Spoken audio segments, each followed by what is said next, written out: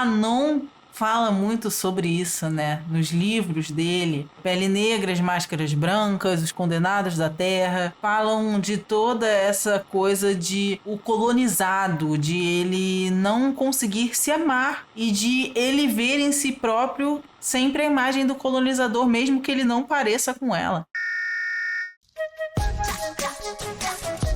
Olá, terráqueos! Meu nome é Luna, eu sou nutricionista e comunicadora popular. E no vídeo de hoje a gente vai reagir a uma pessoa que vocês estão sempre pedindo para eu reagir aqui nos comentários. A dona modista do desterro. E esse vídeo, quando eu vi, eu queria reagir e por isso eu trouxe aqui pra gente reagir juntinho na nossa, o que é? Amizade maravilhosa, camaradagem incrível. E a gente vai falar como é que o bronzeado passou de uma vergonha para um símbolo de status. Mas antes de começar o react, eu já queria pedir para você deixar aquele like, se inscrever no canal, ativar o sininho para não perder nenhum vídeo novo. E se você gosta do meu trabalho e pode contribuir financeiramente com o canal, aqui na tela tem o Pix, na descrição também tem o link do meu Apoia-se, que é Camarada Luna, ou você pode se tornar membro do canal para ter acesso ao conteúdo exclusivo da área de membros. É isso. Bora lá? Não foi a Coco Chanel que fez o bronzeado virar moda. O bronzeado só se tornou popular quando a pele branca deixou de ser sinônimo de riqueza. E hoje eu vou te contar como isso aconteceu. Meu nome é Pauline Kisner, eu sou a sua fada madrinha da história da moda e você está no canal da Modista do Desterro.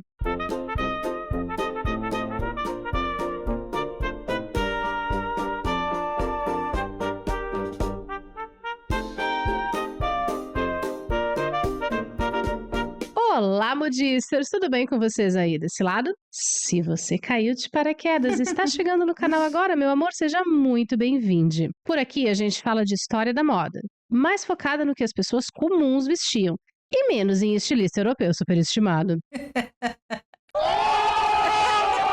Mas a gente faz isso com base nas fontes originais da época. Esse vídeo eu queria contar que eu comecei a assistir, tá? E eu fiquei tão interessada que eu trouxe para reagir com vocês, mas eu não terminei ele, então eu vou reagir junto com vocês pela primeira vez. Mas a parte que eu vi que foram assim, os primeiros minutinhos, eu já adorei. E nos trabalhos mais atualizados de pesquisadores do mundo todo. Porque o meu compromisso é trazer para você um conteúdo de história gratuito, sério e em português, sem informação tirada do... A galera da moda tem uma tara com a Coco Chanel que eu não entendo. E acabam atribuindo a ela um monte de coisas pelas quais ela definitivamente não é a única responsável. Como o pretinho básico, que não foi reabilitado na moda por ela, porque pelo menos desde 1890, preto já era uma cor chique, usada também fora do luto. A tal liberação das mulheres do espartilho que nunca aconteceu, porque os espartilhos basicamente viraram as cintas elásticas, inclusive com as mesmas modelagens e tipos de barbatanas. E hoje, ainda por cima, vende-se espartilho, né? Tem um bando de gente que adora ter um espartilho. Eu acho bonito, mas assim, com certeza não é confortável de se usar. Ah, mas ela criou as primeiras roupas de jersey para as mulheres. Não. Jersey de algodão tricotado já era usado por mulheres de famílias de pescadores da França, Inglaterra, Escócia e Irlanda muito antes disso. Nada se cria, né? Tudo se transforma ou se copia, no caso de certos estilistas famosos, não é mesmo? Todas essas coisas são peças e transformações que foram acontecendo ao longo do tempo. Não são responsabilidade de uma única pessoa. São coisas multifatoriais. Mas a moda gosta muito de perpetuar esses mitos dos gênios que sozinhos mudaram tudo. Não só a moda, né? Várias áreas. A gente tem, né? A história do Silvio Santos, nosso exemplar brasileiro do mito da garagem, né? De que ele era pobre, que ele ficou rico através do esforço próprio, né? Foi exatamente isso, com certeza. Ele não era um Abravanel, cenoura Abravanel de uma família super rica europeia. Assim como o Elon Musk, assim como o Steve Jobs também não ficaram ricos, bilionários do jeito que ficaram, porque começaram uma empresa na garagem de casa. E ignorar que muito disso era só bom marketing mesmo. Assim como a gente também não pode ignorar que existe um abismo entre as páginas das revistas de moda e como as pessoas comuns se apropriam dessas informações e até criam estilos completamente novos no seu dia a dia. Gente, curiosidade, eu adoro moda, né? Eu falo sobre moda, converso sobre moda, sei sobre moda desde que eu me entendo por gente. Minha mãe é estilista, ela não é de profissão estilista, mas ela fez faculdade de moda. Então é algo que eu sempre gostei, sempre tive muito contato. Então essa questão do estilo da revista não ser o estilo que chega, né, e que as pessoas se vestem, os desfiles de moda têm essa mesma função. Aquilo que é uma roupa pro desfile, muitas vezes não vai ser uma roupa que vai ser nem vendida em loja, nem que vai ser usada no dia a dia. Então, as roupas pro desfile não são as mesmas roupas que as pessoas circulam e as pessoas também modificam, né? Transformam e fazem os seus próprios estilos através daquilo que é visto nos desfiles, né? O que a gente precisa falar mais sobre a Chanel e sobre outros designers de moda famosos do passado é a ligação deles com o nazifascismo, que é convenientemente varrida para baixo do tapete. Já começou com polêmica, hein? Essas narrativas míticas em torno de designers e celebridades, como se eles fossem as grandes origens de mudanças na moda e no comportamento, deixa de levar em consideração uma coisa muito importante. Para que haja uma mudança significativa na moda e no comportamento de uma época, é porque houve uma mudança de mentalidade antes disso. E em muitos lugares por aí, você vai encontrar a historinha de que o bronzeado se tornou chique depois que a Chanel apareceu bronzeada em Paris por completo acidente. Tudo muito natural e nada planejado, gente. Com certeza, acreditem. E que só isso teria sido suficiente para pagar, sei lá, uns 3.000 anos de péssimo relacionamento da cultura europeia com a ideia de uma pele queimada de sol. Pelo menos desde a Grécia Antiga, e isso só para ficar na cultura ocidental. A pele branca foi percebida como sinônimo de riqueza. Num contexto principalmente de trabalho agrícola, escravos e servos trabalhavam sob o sol e tinham sim a pele um pouco mais pigmentada. O que a gente chamaria hoje de dourado de sol ou uma corzinha de saúde. E isso acontece porque o bronzeado é, na verdade, uma reação de defesa da nossa pele contra a radiação solar. Na nossa pele existe uma substância chamada melanina, que escurece em contato com o sol para proteger a nossa pele de queimaduras. Pessoas que trabalham ou passam muito tempo no sol, ou que são originárias de regiões do planeta onde o sol é particularmente intenso, tendem a ter a pele mais escura e isso é uma adaptação incrível do corpo para sobreviver nesses lugares. Olha como a evolução é incrível. Mas, para os antigos gregos e romanos, a pele bronzeada de sol era a marca dos trabalhadores manuais, das pessoas que dependiam do próprio trabalho para sobreviver e que não tinham lá muito tempo disponível para ficar debatendo política ou discutindo conceitos filosóficos ao abrigo dos raios do sol. Olha que doideira, né? Se a gente pensar também na história da marca de Khan, e a gente já viu um vídeo aqui da senhorita Bira falando sobre isso, a gente pode pensar que talvez isso tudo esteja interconectado, né? E como isso não foi utilizado para inúmeras teorias eugenistas que surgiram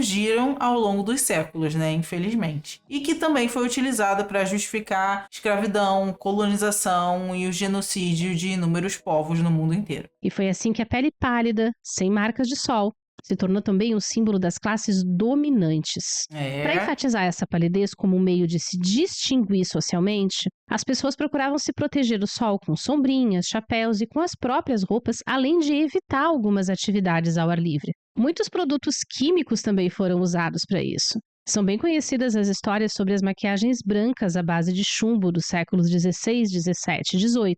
Mas cremes para clarear a pele também eram muito populares. Algumas dessas maquiagens e cremes usavam óxido de zinco, que é um componente ainda presente em protetores solares atuais.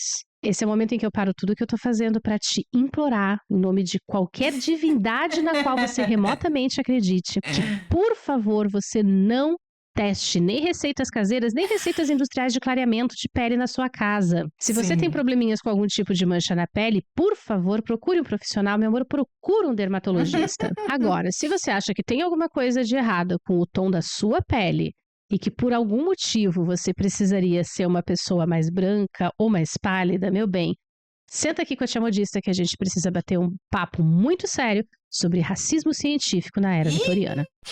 Gente, o buraco é bem mais embaixo, hein? Vamos que lá vem história. Essa ideia bizarra começa ainda no século XVIII, quando um arrombado chamado Linnaeus resolveu não só catalogar as variedades da espécie humana, mas também ligar características físicas a questões de temperamento e de moral. Para cada continente, ele listou algumas características físicas, como tom da pele, traços do rosto, tipos de cabelo, mas ele foi além disso e incluiu algumas análises nem um pouquinho preconceituosas e enviesadas que estabeleciam que os habitantes de algumas regiões específicas do planeta tinham traços de comportamento do tipo preguiçoso, ganancioso, sem vergonha e teimoso. E até canibal, que tem escrito aqui. Homens e mulheres da Austrália, né, australianos, canibais. E eram, claro, né, povos originários da Austrália comendo os europeus, tadinhos deles, né? Ai, gente, sério. O único grupo para o qual ele só reservou elogios foram os brancos, europeus, pálidos e evoluídos, surpreendendo o total de 0 pessoas. No século XIX, as ideias de Linnaeus e outros filósofos cientistas de 1700 acabaram oferecendo a base para a formação do que hoje nós chamamos de racismo científico ou darwinismo social, que foi uma corrente de pensamento muito forte no Ocidente, que se baseava em falsos argumentos científicos para organizar os seres humanos em raças e organizar essas raças numa hierarquia de desenvolvimento, onde fatores como a cor da pele eram ligados diretamente à capacidade intelectual de um determinado povo. Isso foi usado, inclusive, para justificar a dominação europeia sobre o continente africano no século XIX. Seguindo essa lógica absurda, a partir do momento que os europeus tomavam as terras e impunham o seu modo de vida sobre os povos nativos da África, eles não estariam praticando uma violência, eles estariam dando uma mãozinha para aquela galera meio que evoluir mais rápido. É o fardo do homem branco, né? Levar a civilização aos povos selvagens do mundo. Quem são os povos selvagens? Aí a gente tá vendo, né? Os que têm mais melanina, os que trabalham mais, né? Tudo isso foi justificado de uma forma muito bizarra. E Adobe, né, depois utilizou dessas mesmas teorias eugenistas e racistas para falar dos judeus, para criar a imagem do judeu internacional. Então, assim, infelizmente, utilizaram a ciência para reproduzir inúmeros preconceitos, né? E isso, infelizmente, acontece até hoje. Mas calma que só piora. Quanto mais escura a pele de uma pessoa, menos evoluída ou menos civilizada ela seria. Ou ainda, tom da pele era relacionado a coisas como comportamento promíscuo, inclinação a vícios e alta incidência de criminalidade. Parece, gente, uma galera que fala até hoje assim, né? Que doideira. Bom, a essa altura do campeonato, vocês já conseguiram juntar 2 mais 2 aí na cabecinha de vocês e entender qual é a relação que essa baboseira pseudocientífica toda tem com os problemas de racismo que a gente enfrenta no Brasil até o dia de hoje.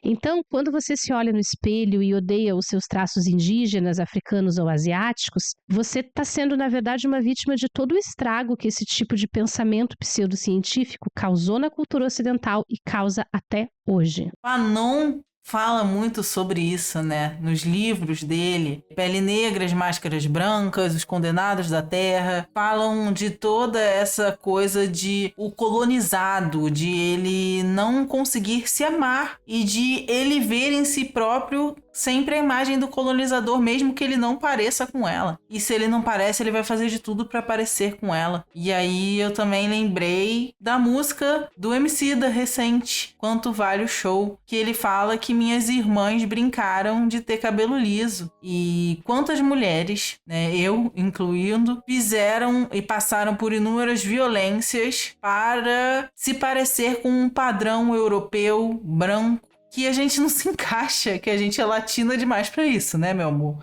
Não tem absolutamente nada de errado com você. Mas o pensamento vitoriano jamais conseguiria aceitar uma coisa dessas. Tanto que no século XIX, cremes de clareamento eram produzidos em escala industrial. Gente, olha isso, que absurdo! E anunciados a rodo em jornais e revistas femininas. E embora a partir de 1870 os exercícios ao ar livre, inclusive a natação no mar, tenham começado a ser estimulados como sinônimo de saúde, a exposição da pele ao sol ainda era desaconselhada. O exercício físico e o ar puro em si eram considerados muito mais saudáveis do que um banho de sol.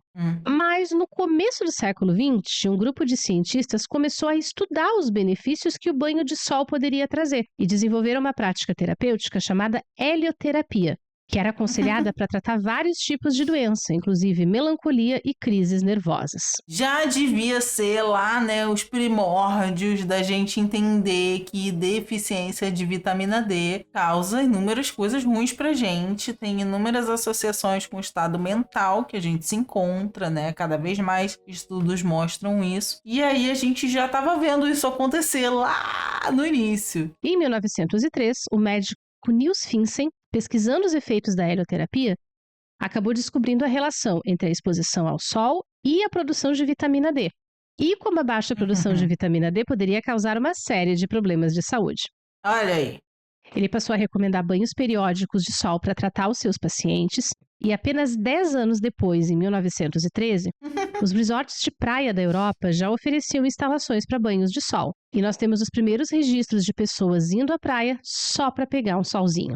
Claro que ainda demoraria um bom tempo para a gente chegar nas câmaras de bronzeamento artificial e nos produtos de bronzeamento sem sol como a gente conhece hoje. Quando eu vejo essas câmaras de bronzeamento, eu só fico pensando no premonição que eu vi quando eu era adolescente, que a menina, o quê? Ia de arrasta pra cima dentro dessas câmaras. Ai, gente, sério. Mas isso já era uma grande mudança de pensamento ligada não só a questões estéticas, mas também a questões médicas e sociais. Uma das teorias que os historiadores têm para explicar por que entre 1920 e 1940 se bronzear, pegar sol para ficar com a pele um pouco mais escura se tornou uma coisa desejável na mentalidade europeia, tem a ver com a desigualdade de classes. Ao longo do século XIX, muito mais pessoas foram trabalhar nas fábricas do que ficaram no campo. Tá vendo como tudo é político? Inclusive a moda também carrega tudo isso, né? Nada, gente, é solto no ar. Tudo tem um contexto, tudo tem uma materialidade e tudo é perpassado pela política. Então, a moda carrega toda uma questão de classe, de gênero, de raça, de status social, de qual classe que você pertence. Tudo isso vai dizer na sua roupa, na sua vestimenta, no jeito que você vai usar acessórios. Isso tudo influencia e pode ser utilizado como um símbolo de status e de onde você se encontra na sociedade. A gente vê isso hoje em dia, né? Quando a gente fala dos funk e ostentação, de o quanto no capitalismo ter coisas materiais é visto como algo positivo que te dá um lugar na sociedade e que para quem nunca teve nada, ostentar coisas é dizer, olha, eu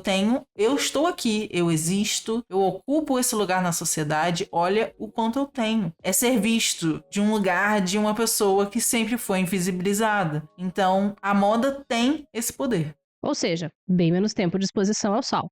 Logo, uma pele pálida não era mais exclusividade da elite. Poder parar durante 1 ou 2 dias só para tomar sol na beira da praia era uma coisa que pouquíssimas pessoas podiam fazer. E vejam só se esse vídeo não é muito parecido com o vídeo sobre padrão estético, que a gente fala do quanto a elite manipula esses padrões estéticos para que o trabalhador nunca se encaixe nele. Exatamente isso. Quanto mais bronzeado, pior, porque os trabalhadores trabalhavam na terra, pegando sol. Então isso era visto como um sinal de que você era pobre, de que você era fudido, que você não fazia parte da burguesia. A partir do momento que você trabalhar no campo já não é mais tão frequente, que tem a industrialização, que as pessoas vão trabalhar dentro das fábricas e que param de pegar sol, quem consegue pegar sol é só quem tem mais dinheiro. E aí muda-se o padrão estético. E é exatamente isso que acontece. Então, se você ainda não viu esse vídeo do padrão estético, esse ensaio que eu fiz que foi muito bom, eu vou deixar o card aqui para você assistir assim que terminar esse vídeo. Então, o tempo para cultivar esse bronzeado estaria ligado diretamente ao tempo livre que a pessoa teria, que por sua vez estava ligado à quantidade de riqueza que ela tinha disponível, fazendo uma inversão muito curiosa do que tinha sido o padrão de beleza até então. Reza a lenda que Dona Chanel tomou um torrão por acidente enquanto passeava no litoral da França em 1923.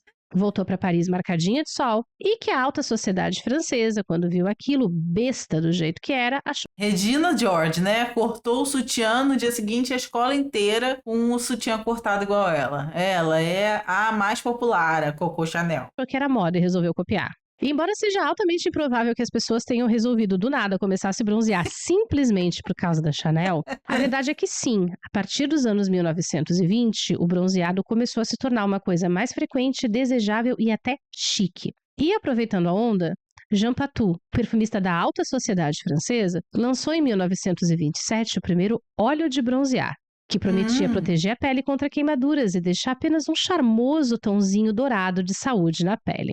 Até 1940, os banhos de sol ainda estavam muito ligados à ideia de saúde e eram prescritos até para tratar tuberculose. O que levou, por exemplo, ao desenvolvimento das primeiras lâmpadas de bronzeamento, ainda nos anos 1920, que causavam queimaduras terríveis, por sinal. Depois da Segunda Guerra Mundial, o bronzeado na beira da praia ou da piscina se tornou sinônimo de lazer, de um estilo de vida chique, jovem e saudável. E com as roupas de banho cada vez menores, a marquinha de biquíni fez a sua estreia na cultura ocidental, eternizada na propaganda de 1953 da Coppertone. E uma imagem comum nos verões de 1950 era das mulheres potencializando o sol com essas placas metálicas direcionadas para o rosto. O que as pessoas ainda não sabiam naquela época é da relação que existe entre exposição prolongada e sem proteção ao sol e o surgimento de câncer de pele. Não é mesmo, gente? Vamos lembrar do Pedro Bial? Usem filtro solar, né? É importante. E vamos lembrar aqui, né, que se expor ao sol é sempre prejudicial. Então, usem filtro solar e não peguem sol em excesso, nem nos horários que não é para pegar sol, que é entre 10 da manhã e 4 da tarde. Tá bom? Fica a dica. Que inclusive levava muitas pessoas, como a minha mãe nos anos 70 e 80, a fazer misturas caseiras à base de ingredientes tão absurdos quanto um certo refrigerante preto de escola muito famoso. Ou óleo de cozinha, né, que a galera também utilizava. Funcionava? Mas é claro que não, só deixou a minha mãe um monte de outras mulheres com partes do corpo cheias de pintinhas e uma extrema sensibilidade ao sol. Depois que eu já tinha escrito esse roteiro, eu li uma notícia que eu fiquei assim apavorada. Tem coaches, sei lá o que é, influenciadores de beleza, de um estilo de vida natural na internet que estão ensinando as pessoas a passarem óleo de coco como protetor solar. Gente, se você passar óleo de coco como protetor solar, você não só não vai se proteger do sol, como você também vai fritar a sua pele. Assim, não tô indicando não, viu? Vamos estar passando protetor solar de verdade. Beleza? Tá, e a gente achando que esse tipo de merda tinha ficado nos anos 80. Foi nos anos 1970 que a pele bronzeada se estabeleceu de vez como um padrão desejável, como resultado direto da chamada cultura de praia que tinha se desenvolvido entre os jovens dos anos 50 e 60. E também da evolução técnica do cinema, que agora permitia a exibição de filmes com cores muito mais intensas. As atrizes exibiam orgulhosamente seus corpos com marcas de sol nas capas das revistas e também nos filmes. Só que esse bronzeado não era resultado de praia, né, meu bem? Mas dos sprays de bronzeamento criados em 1960 ou das câmaras de bronzeamento inventadas em 1975. Medonho. Que é mais ou menos a época em que os estudos sobre câncer de pele acabaram levando ao desenvolvimento de protetores solares mais eficazes e a criação de tecidos desenvolvidos especialmente para bloquear ou filtrar a radiação solar já nos anos 1990. Parabéns pra ciência, viu? Muito bom. Ok, gente, pra quem gosta, pegar sol é muito legal, mas por favor, façam isso com responsabilidade. Se você assistiu até aqui, meu amor, muito obrigada. Eu vou pedir o seu like nesse vídeo com a cara mais deslavada do mundo. Vou pedir pra você apertar o botão de hype se ele estiver disponível aí pra você.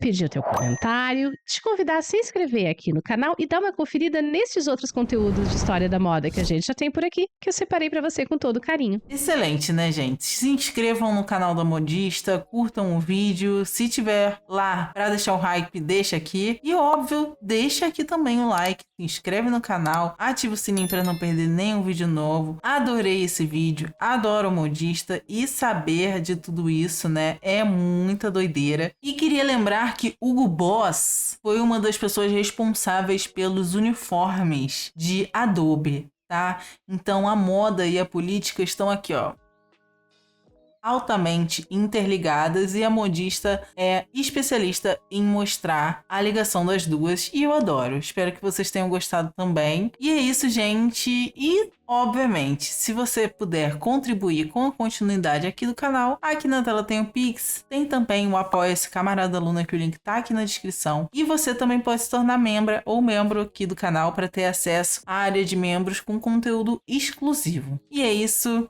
Beijos e até a vitória!